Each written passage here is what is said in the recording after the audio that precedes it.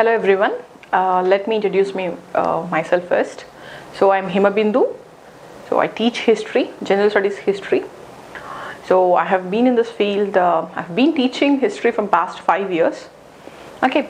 So here is my strategy of preparing history for both for prelims and mains. So how we need to study, what we need to stress more, and from where we need to study, that what we're going to discuss, and what should be a strategy for general studies history. Okay, so here if you take first we'll take with ancient and medieval India. In the ancient and medieval India, first question is how to read that book. So what are the important things that we need to stress? See, who tells us this is important, this is not? It should be, or this is the level of UPSC standard. Who tells us that? It is the previous year questions. So no one knows what UPSC is going to give. So we largely, whoever it is, we largely what we can say, infer it from the previous year question papers. So any subject, before studying any subject, please go through the previous year question papers and understand how they are asking questions. See, I'm not asking you to by heart the answers or learn these questions. I want you to understand what type of questions they are framing.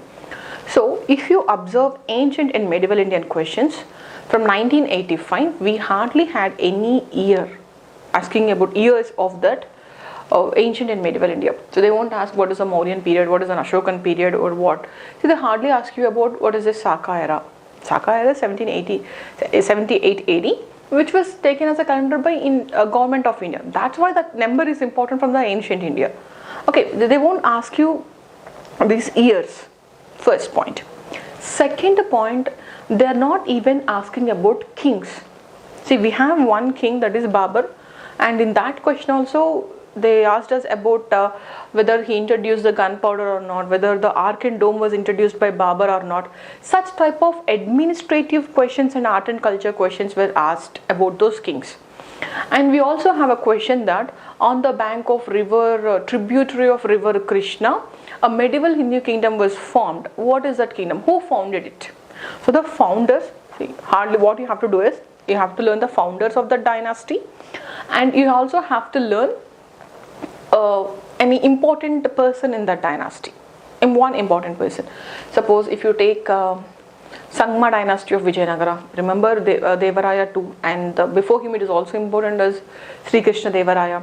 These two are important in that dynasty. So if you take Rashtrakutas, Amogha if you take Chalukyans of Badami, Pulakesin too, don't go much details into that. See, details means if you're learning about the king, you don't need to learn whether he defeated Akbar defeated who, like whether the king in the Gwalior or not, whether Akbar defeated a king in the Malwa or not, who he defeated in Ahmednagar. Those kings, their conflicts was not necessary for us.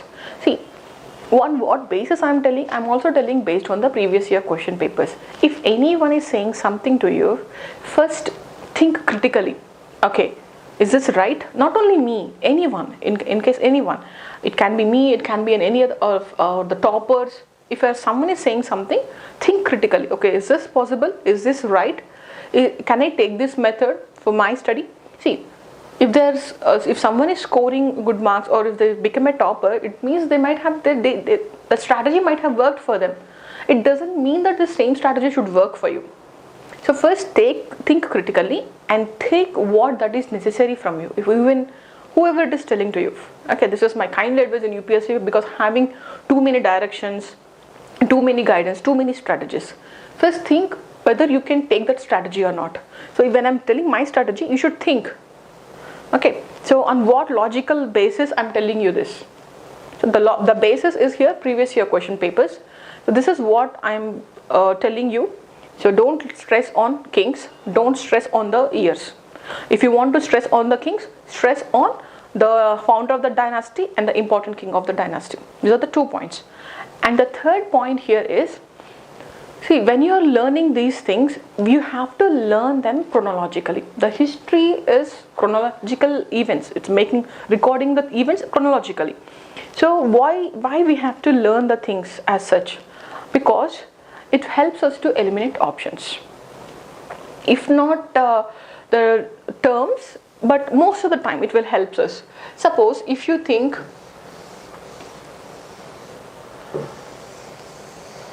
if you have to learn Gupta's time, who were the kings in the Guptas? So here it was ruled by Guptas, here it was by Vakatakas, here we have Pallavas. So all these people are contemporary. After Vakatakas, it went for the Chalukyans of Badami. So Chalukyans of Badami and Pallavas were having conflicts. So this is enough. What I'm trying to tell you here is, chronology means you don't need to remember each and every dynasty, their years. I'm telling you, chronology means the occurrence of events. Largely you should have idea. So who are the Gupta kings? The important one was Samudragupta, and also we should learn Chandragupta too, because of his patronage for the literature and Navaratnas. So that's why. So what I'm trying to tell you here is, learn them chronologically. This is the third point. So when you are reading ancient and medieval India, so you should concentrate on these 3 points. First one. Second, so what is the strategy for prelims and mains? So most of the students will ask me whether you should read separately for prelims, whether we should read separately for mains. Don't read in that way, at least in the history. Why? Because, see, I have told this to most of my students. So if you are standing in a desert, and if I ask you some landmark in a desert, how you will point out that? We can't navigate to that. So what we should do here largely, so imagine it's a brain. The desert is our like brain. We can't navigate for the point, for the UPSC asked a question in our brain. So what we should do, so we should make some landmarks. So if you ask me to come to this place, so go straight, and there will be a shop, and from there you have to take a left. So that things is easy. So you have to learn the things in a ecosystem, or you can say in that concept, in that environment. If you learn, you will remember things. If some people are acting, the economic life of the time largely determines the political and social life of the time. Okay. So if you compare the 1970s, I'll give you an example how it is. 1970s and 2005. Let's take 2005. What is an economy in the 1970s? We hardly had a very less growth. What is the economy in 2005? We had very good growth, and before recession we had a very good growth. Okay, so that is economy of the times largely. So what is the social life of 1970s? Unemployment, poverty, high IMR and MMR. Women's education was not given importance. Higher education was very less. The rate of higher education is very less in India. So these are the things largely in 1970s. What about 2005 or even 2010 now? So what we are having majorly? The unemployment was comparatively better. Poverty was reduced. IMR and MMR improved. Okay, the women was access. The many female workforce entering in was coming. Female were entering into the workforce. So the things are better because the economy of the time was better. See, talk about the political rights of this time. I'll file my RTI. I'll have right to it. I know those things. I'll work for the social media. I'll put my participate actively the political life of this time. So we'll fight for corruption, not just for simple things. So now we'll fight for corruption. Okay. So what I'm trying to tell you, at that time, no RTI. So the people are busy with they're busy with poverty, unemployment, solving their own problems. So I'm not saying that they didn't fight at that time, but the scope of it largely changed. They are changed based on the economy of that time. So you might have thought that why ma'am is talking about economy and political and social life in the history context. Why I'm trying to tell you that is, so if you know economy of that time, if you understand economy of that time, it is easy for you to know the political and social life of that time. So suppose, so in the post-modern period, so it's largely we are having monetization was beautiful, like economy was very rich, post-modern period. So at that time what happened? Even there were donations, even if you observe the literature, or you can say the architecture in the Gupta's period also, it was very high because the economy of that time is improved. Even if you take the Mauryans, the economy was very good. They have different officers, the social life was rich. So they have time to see Ashoka gave many rock edicts and pillar edicts because he got money. He got a very a good state where there were different officers for different activities. So when you are reading something, read them in if you want to remember something, facts of the history, read them in that context. Okay, in the Mauryan times, what happened to Ashoka, why he did that. So then it will be easy for you to remember in, okay, why Pillar Edicts, why Buddhism came out, why they're using Buddhism used initially Pali language, why they later used Sanskrit, especially Mahayana Buddhism used Sanskrit in the scriptures. So why? When you know why, so automatically we'll get in the examinations, it will be helps us to easily eliminate the options. It helps you a lot. So in the reading concept, this is what you have to do. So read prelims and mains combinedly in the context. You should have asked me a question, ma'am, why this ancient and medieval India was not there in mains? Why you said that? So why we have to prepare for mains? See, as there is a question that how the numismatic art of numismatic art means art on coins. It largely reduced after Gupta period. What are the reasons for it? What are the reasons for the reduction of art on the coins, numismatic art after Gupta period? So Guptas have on the coins, they have Vishnu, they have images of Lakshmi. They were beautifully, the art was so beautiful. Why it reduced later? So that type of answers we won't get in the culture. We will get that in the ancient India. So don't separate them. Don't separate the prelims versus mains. See, we also have a question, Sangam literature. So the question is not about, in the mains, the question is not just about Sangam literature. The question is also about how this Sangam literature depicts the political and social life of that time. Suppose Tallakapiyam, it mentions about 8 forms of marriages. That means the social life of that time. When we found poets, women poets, that shows how the women were given importance, the social life of that time. So it's not just learning about the literature, or it's not just learning about the facts. It's also learning about the reasons behind it, why it took, why the economy was low. When the economy was low, what happened to the political or what happened to the social life of that time. So when you learn things in a context, it will be easy. Okay, this is what. So I'll suggest you for all the, even for the modern India and even for the art and culture, learn them in context. So please write them in a broad letters if you like. Read them in the context. Don't just simply by heart them. Okay? So we can't remember all the facts if you just simply learn them. Now, so what is a strategy? What I'm talking here about strategy. See, strategy is largely first read. We'll take these things. The previous year questions. See, in the previous year questions, we largely, as I told you, we can't differentiate art and culture. See, here ancient and culture means largely we have here Buddhism. Buddhism, we can't differentiate whether we can bring that in under the art and culture or different sects of Buddhism, or whether we can bring them under ancient. It's little, what we can say, we can't divide it clearly. So largely from ancient Indian culture we have 8 questions, here we have 3. See, if you observe, except 2020, if you observe the rest of this, ancient and medieval, so we have 4 to 5 questions. 4 to 5 questions from ancient and medieval India. Slowly, actually the number of questions asking from ancient and medieval India increased. So if you observe here, so here hardly we have 3 questions. In 2008 we hardly had 1 question. They are increasing.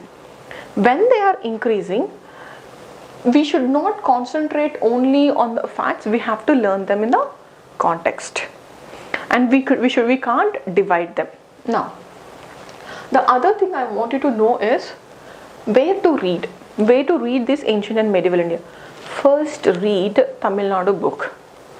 It had an see, most people will suggest NCRTs, but what I feel is, when you have a clear, coherent way, the book was arranged in a very coherent way, clearly the chronology, the important points. So you'll have a very good idea about ancient and medieval India if you go through this book. Class 11th, preferably new one because it's a little colorful. And then after that go to these books, NCRT class 11th and 12th. In that, ancient India R.S. Sharma, medieval India Satish Chandra, and the NCRT class 12, the part 1 and part 2. First finish these till here and then only go for these books. This book largely contains analysis. Here we'll have a chronology, different kings and what's happening. This book contains little analysis of what's happening in the history. So in a little different way. Now, suppose if you're starting ancient India, R.S. Sharma. If you start with prehistory, it will be too many names, so you will be stuck there itself. Start with Harappan civilization. That's what I'm talking, your strategy means. Start with Harappan civilization, you will feel comfortable and go through that book. See, after having a control over this book, so you'll hardly find very less number of points, hardly 10 points and sometimes even less than that in these books. So first have a control over this and then go for these books. And then those points which were new to you, underline only those points. So at the time of examination, you had a control over these books, and these books will hardly take very less time because you have to read only the points which you underlined. So hardly 10 points over there. And then only go for this book. Suppose if you are reading medieval Indian book, Satish Chandra, if you have taken this Delhi Sultanate chapter. In the Delhi Sultanate, they'll say Muhammad Ghori came, and then after Qutbuddin Aibak was appointed, and then few points about Iltutmish, and then about Rajya Sultana 2 points, and then Balban. And after that, what you'll have here is, you'll have how these Delhi Sultanates, all the dynasties, how they're having a conflicts with Mongols. That was not necessary for us. You just have an idea how Iltutmish, who is a contemporary of Chengiz Khan, who was contemporary to in India, it was Iltutmish. That's the only word that you have to remember. Rest all points is not that important. Okay, so Iltutmish defeated this kingdom, that kingdom. Okay, let him. You don't need to remember what he did. Okay, just have an idea about what is the expanded territories of slave dynasty. So why that? See, when I know the expand of territories under slave dynasty and the Khilji dynasty, it helps me to analyze their administration. Okay. So in the medieval India, there is one more thing which you need to know. Nowadays, they are much interested in asking different terms, both in ancient and medieval India, but more in medieval India. So different terms like what is Agarata, or what is this Ghatika, which is in ancient India, or what is this Parauti or Chechar or Banjar, what is Aina Dahashala. There are the different terms that was there in the ancient India and the medieval India, which you should know.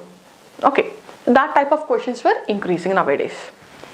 And as I told you, the questions were asked differently. Suppose if they want to ask a questions on Balban, whether the Balban killed his son-in-law or not, whether how he suppressed his old nobles, that is not necessary for us. He used blood and iron policy. He was interested in imparting impartial justice. The examples was also given in NCRT, how he gave an impartial justice. Why he was interested in giving impartial justice? Why? What is his theory of kingship? If you understand that, all these points will automatically fit in. What is Sijda? What is Paibos? Why he introduced the celebration of an Persian New Year Nowruz in his court. So think. So don't read bluntly whatever that comes. Don't dump into your mind. Read, enjoy it. While reading, just think. Okay, these points are not necessary. These points are needed. Just so you need to segregate. How, ma'am? How will I know? So you won't be there to tell which sentence is important, which is not. That comes from previous year question papers. Please go through them. You will understand. Go through them 2 times or 3 times. Not just the question. Understand how they are asking questions. What is behind it? Whether asking the newspapers, or whether asking the king, or whether asking their administration, art and culture, what type of questions they're asking. Okay, for that reason you should go through them. So that is ancient and medieval India. As I told you, I will repeat again, because because in my experience I learned students will have doubts. Later on they'll come and they ask again. So what to read and when to read. So I'll just repeat them. So we're not interested in years, but we are interested in the chronology of events. Largely, what is the period of Mauryans who are living in the Mauryan time? Post-Mauryan period, who are living there? Gupta period. Suppose if you take Mauryan period, 300 BC to 200 BC. So who are there here? 200 BC to 200 AD. Who are there? Post-Mauryan period. Who are the kings in the post-Mauryan period? Largely, Sungas, Kanvas, Indo-Greeks, Sakas, Kushnas in the northern India, Shatavahanas in the Deccan, Cholas, Pandyans and Cheras in the southern. This is enough for us. Okay, so largely that chronology. And start with Tamil Nadu book. And even for the R.S. Sharma NCRT, start from the pre-Harappan civilization. So Harappan civilization, read the whole book and then come back if it, for the prehistory. Because I don't want you to lose interest in history by starting with prehistory. Especially in NCRT book. You can read that from Tamil Nadu book. Later on, come back to that. Okay, as medieval India, as I told you, no need to learn whether with whom he fought in Bengal region, what is that king name, when he occupied Bengal, not necessary for us. But what is needed for us? Akbar's land revenue system, Akbar's Mansabdari system, Akbar's religious policy. If it is any question, reasons, what is the reason for the Akbar's broad mind, why he got that broad minded, why he was thinking ahead of the times, what are the reasons for it? Okay, Akbar has Dinna Illahi, it is a sect, it was started by Akbar, why he got into that, or why he had this Ibadat Khana, why he abolished jizya tax, what is the reason behind it, what made him to do that? That type of reasons are important for us. That helps you to remember these facts and that helps us to write the mains questions also. Okay, that is largely about ancient and medieval India. And next, art and culture. If you see, this is a syllabus in the mains for art and culture. Salient aspects of art forms, literature, architecture from ancient to modern times. See, here it is art forms. What type of art forms? Both performing arts, visual arts. Both were important. Now we'll see how to read these things. First question is how to read them. When you're reading in art and something in art and culture, if you got some term, refer the term, see the term. They're saying Shikara, they're saying Gopura, or they said the stupa, it has chetris, it has gateways, toranas. They said relief structures. Ajanta have these paintings, Padmapani paintings, Vajrapani paintings. Who are these people? So just observe the picture. How the Ellora caves, oh, they were so beautiful. If you, even if it takes time, trust me guys, even if it takes time, if you read in that way, you will remember it for a longer time. See, if you simply have gone through that, so it's a waste of time. We can't retrieve that in the examination. You see, something abstract or for our imagination, it will go away. See, if you have known the temples, if I said that there is a shikara, so you'll imagine a shikara. You can remember, okay, on the top of it there is a kalasha, there is an amlaka, and in the northern India, okay, Nagara is like this, Dravida is like this. Observe those temples.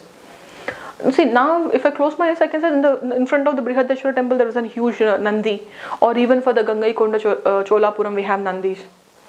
So how these Solas gave importance for the high Gopurams, how they were over this Pallavas.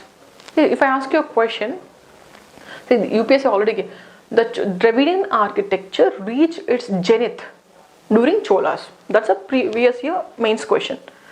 See, the question is not simply asking you to write the features of Chola's architecture.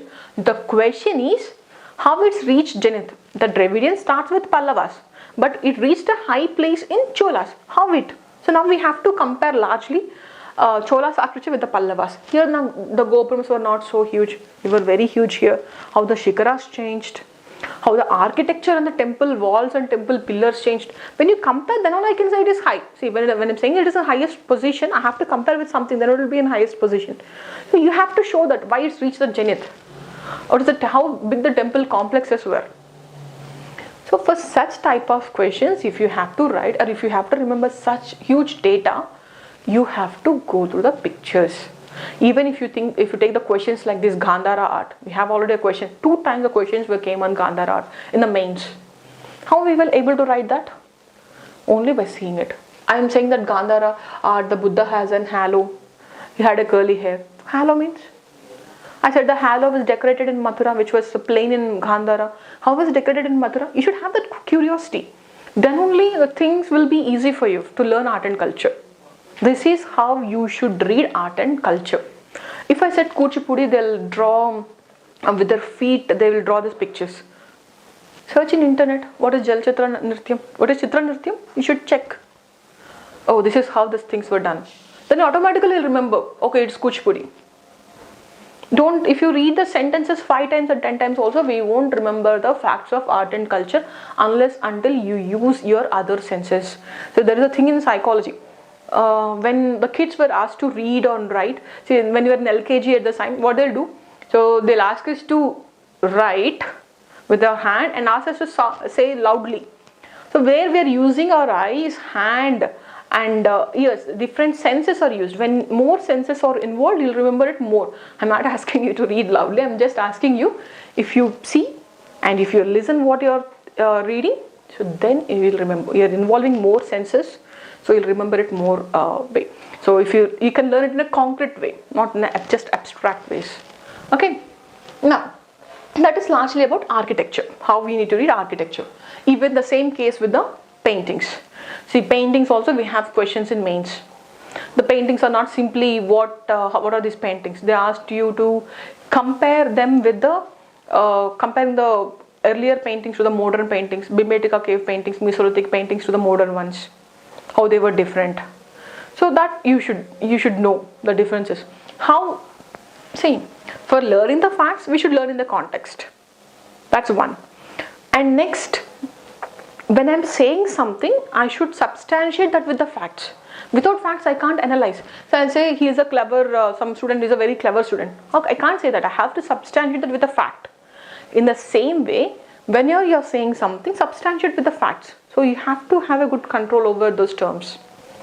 So I can't simply say modern times, the paintings were, they will draw what they thought.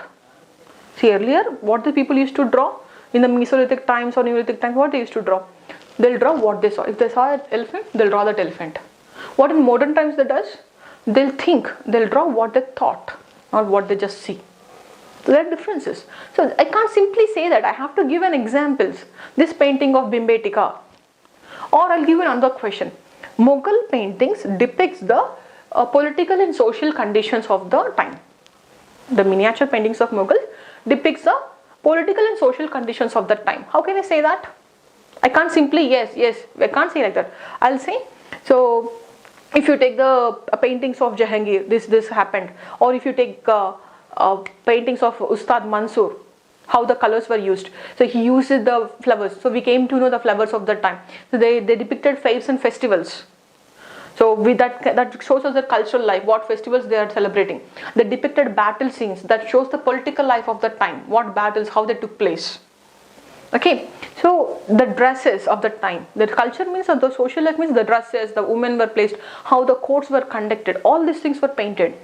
See, when I'm talking with you these terms, those pictures are coming in front of me. So that's why I can retrieve the information with an ease. I want you to do the same. Okay, so coming back here, so what is the strategy for prelims and mains? So as I told you, you have to read as a whole, first thing, and we have to read that in the ancient Indian context because the mains questions were changing slowly. And next, most of the students will come to me and ask from where we have to read this art and culture. So majorly I'll suggest Nitin Singhania. And when I suggest Nitin Singhania, see, that's a book that was largely available in the market which covers most of the topics of art and culture.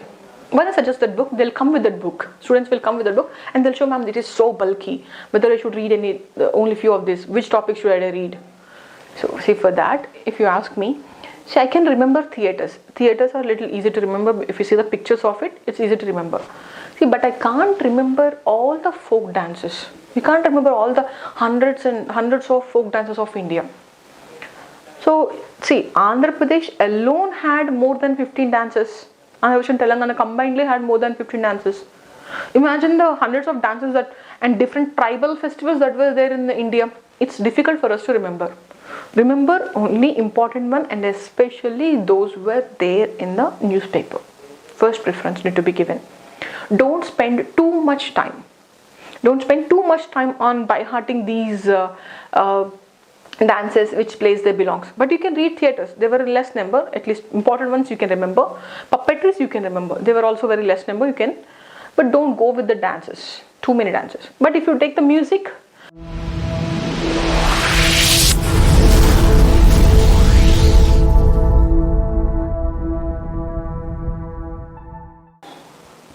So as I told you, in order to remember all the important folk dances, you have to remember those things which are like important and which are there in the newspaper. And even in the music also, you have to learn what is Carnatic music, what is Hindustani music, what are the difference between them, what instruments they use generally. And Hindustani, what are the different gharanas, or what is alap, what is bandish, so just what is drupad. So okay, so what is khayal, different forms of Hindustani music were there. You should go through that, don't go much deep into that. Okay, then if you ask me, see, another important thing that I want you to learn here is Bhakti and Sufi movements. Give much importance for Bhakti and Sufi movements. Why? Because we'll get plenty of questions every year, almost every year they're covering Bhakti movement questions either in the prelims or in the mains. We already got a questions on that, mains questions also. So the questions were not who is the Sufi saint, rather than that, see, we already got Chaitanya Prabhu, and we also have a questions on Sufism. Learn them, what are their features, who are the major proponent of those, and what are their important books, what they preached, whether they said worship of one god, whether they said Vaishnavism or following Vaishnavism or Shaivism, what is the major themes of their writings, what are the major themes of their preachings, that you should learn. Okay, and one more thing I wanted to say, I forgot in the ancient and medieval. So in the ancient and medieval, prehistory, Harappan civilization, Rig Vedic and later Vedic, and this Buddhism and Jainism. UPSC loves this. So if you observe the past questions, most of the questions, more than 70%, 75% of these questions are from these chapters only. Hardly few questions came from the rest. Most of the questions from this chapter, especially UPSC love Buddhism and Jainism. I don't know, for past few years, if you observe, every single year there's a questions on this, either their sects or their literature or their architecture or their sculptures. So we have different questions on Buddhism and Jainism. Please go through them. And one more thing I wanted to learn is, at the end of your ancient India textbook, R.S. Sharma, you will have a philosophies, 6 philosophies of ancient India. Please go through them. See, the major intention of this philosophy is to attain salvation, moksha. How? One school gave a way to attain that salvation. Mimamsa has different way, or Samkhya has different way, Yoga has different way to attain salvation. Just learn about them. If you want to go beyond the ancient India R.S. Sharma book, learn what they are what is the way to achieve salvation. That is one. UPSC did not give a questions much on Charvaka, and there's a sect called Ajivika sect, which came along with the Buddhism and Jainism, contemporary to that. So learn that Ajivika sect also. Okay, coming back to our art and culture. So there is a topic called literature. I want you to learn the literature of ancient and medieval India, both.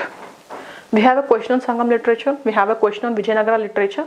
So we might get a question on Gupta's literature, which was a golden period, or we can get a question on Mughal literature or total medieval Indian literature. So please go through that literature, or any important books, suppose Kali, any important books, learn what is the major theme of it. See, I'm asking you to the theme also. Why? Because so that you'll remember the actual textbook name. Okay, so architecture, as I told you earlier, what you'll do in art and architecture, see the pictures, understand them, what are the terms they are saying, and learn them. Then you'll remember. First. Second, read from Nitin Singhania book. Don't learn all this music, too many content, so you'll be afraid of it. Just learn architecture, paintings, basic things of these 8 dances, especially the classical dances. And if not all the folk dances were needed. And few important one you can, theaters, puppetry, okay, different performing arts you can learn. Okay, so that is, and after that you can go through NCRT art and culture. So that book is little, see, they gave 2 pages about an Yakshini, but that much was not needed for us. You should know that Yakshini and Didarganja belong to the Mauryan period. That's necessary, that's important for us. I wanted to learn how she holds her whiskers, how her hair was tied, all these things. They gave an explanation there that was not needed, but just go through the book once you have a control over it. See, why I'm telling control over it and go through it. See, when you have a control over one book, it is easy for us to read the other book. See, now hardly how many points that were not known to us will be there in the NCRT? Very less one. It will be easy for us to finish the books, at least the standard books.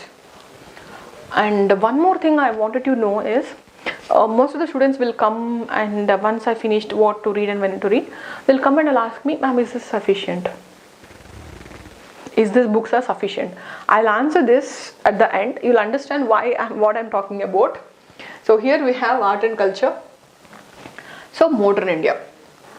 So where we have to read this modern India? First, read from Spectrum.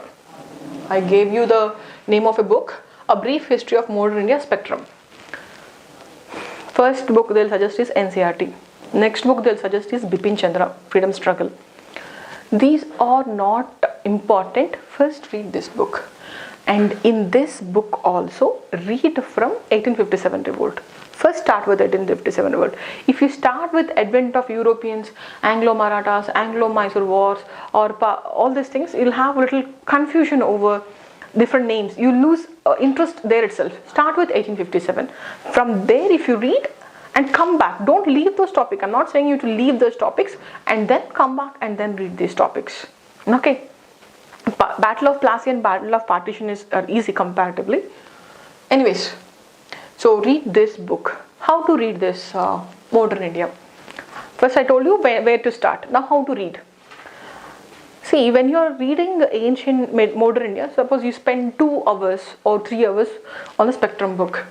You learned a few years. 1857. The years are important in modern India. We'll automatically remember them. No need to worry only. 1857 revolt, 1867 Indian Councils Act, 1885, 1891, and then we'll go for. See, from there things will change. We will be learning in the context. Imagine how things were going at that time.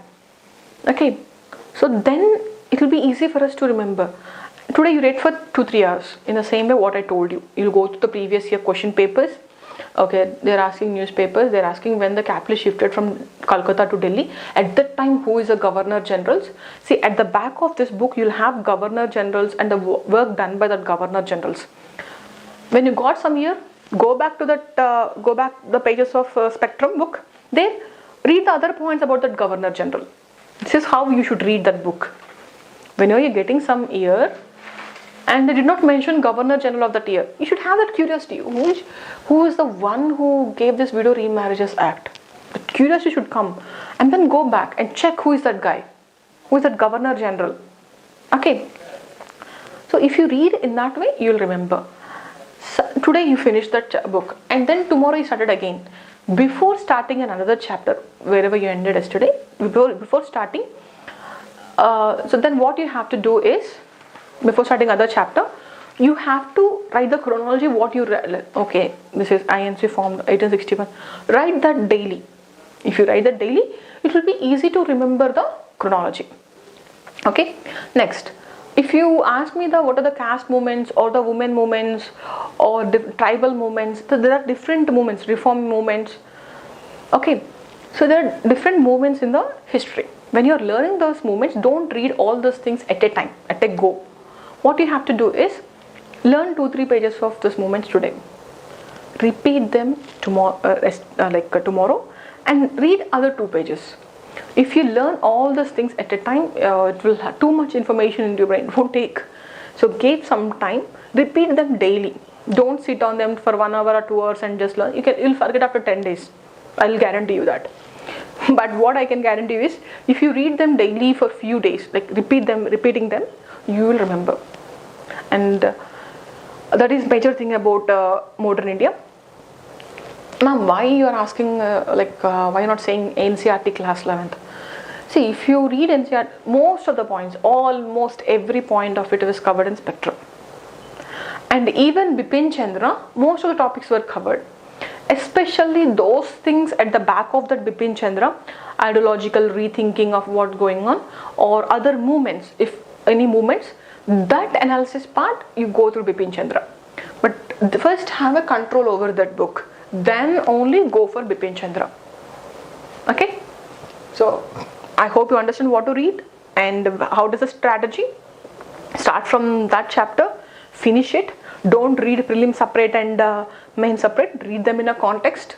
Remember, every day you have to write the chronology, what you learned yesterday, and the movements you have to read daily. 10 minutes or 15 minutes, set a time. Read 1 page or 1.5 page of it. Move to the next. Okay. So modern India is important for us. What is the strategy for post-independence India and world history? See, for post-independence book, I'll give you a list of books. Bipin Chandra we have to read. India after independence we have to read. Ramchandra Gurha book. So even after that we may not see. Let's think. I read like a month and I spent a little time over that getting a control over that book. So simply reading a book we can't write mains questions. You need them to the time so that you can write a question, and any analytical question of that you can write it. How much time we need? We have to read all these books, and for the world history we have to read these topics. We have to read Norman Lowy, a book which contains majorly from the World War I, and before that, before World War, we have this Industrial Revolution, or even if you take this the colonization, or all these things, the society how it is in the 18th century, Renaissance, and all these things. So see, for that we have to read other book. Now what happens when we are reading this post-independence and world history to get a control over this book so that I can rate mains questions, so that remember the years, so how these revolutions took place and all these things, it will take time. So rather than invest, so how many questions we'll get on post-independence and world history? 2 questions. Let's take 2 questions were given, or 3 questions were given, a 20 marker and the 30 marks. Let's think 30 marks at max. In these 30 marks, if I'm investing that time, I would have read the total ethics paper. By the time I invest learning post-independence and world history, I would have read the total ethics, which is of 250 marks. So which one we should give weightage? Ethics. See, this UPSC is all about strategy. How you prepare, how you cover the best within the time given. I'm not saying don't learn post-independence and world history. I'm asking you to take one book, or any faculty book, or any institute's material. Take that, go through that book. So all the basic topics, basic things were covered. Usually whoever teaches post-independence and world history, they'll covers the basic ones. Learn those basic ones. And after that, if you finish the rest of the topics, rest of the content, current affairs, you have a control, ethics, you're done with that, you have a time, if you're interested, then go through the books which I told you, Bipin Chandra or Norman Lowy. This is how we have. Ma'am, you said don't learn years. Ma'am, you said don't learn kings. Ma'am, you are saying post-independence Indian world history, just read from materials. How far this works? See, I'm telling you this based on what? See, students will come to me and they'll ask, I told you the question earlier, whether these books are enough. Okay, if I say they are not enough, what you are going to do? What we are going to do? See, the thing here is we have to do things strategically. I'm getting, suppose let's think I'm getting 5 questions from ancient and medieval.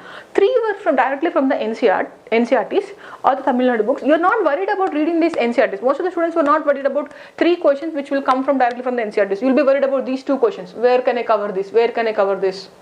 Where can I read the dances? Where get the festivals, ma'am? Do I remember all the festivals of India? Learn these 3 first. Okay, in the same case with these. See, let's think you remembered when this all the years and everything, and you can't, you're not able to recall in the exam. What's the use of reading them? What's the use of learning all those years? You are investing good amount of time on those years and kings, on all the chronology, but you're not able to retrieve them in the exam. Even if you retrieve, there is hardly one question. You're spending so much time on one question. Okay, so what I'm trying to tell you here is cover the basic books first. Get a control over the basic books. Then whatever material is given to you, then you can play with it when you have a control over basic ones. So this is the strategy which I believe that helps you to write both prelims and mains I won't tell you you'll get 90% marks or 100% marks. I'll guarantee you what everyone is writing, you'll be, what the average history marks, you'll be above it if you read the basic books and have a control over it. Average, more than average you'll have. Suppose if the 10 marks people are getting 6 or 7, you'll get 8 if you read the basic ones. Okay, and read this way. Don't learn simply keeping the book and learning irrelevant stuff doesn't help you. Learn what is important for this exam. Okay, all the best guys. So hope you'll write history well.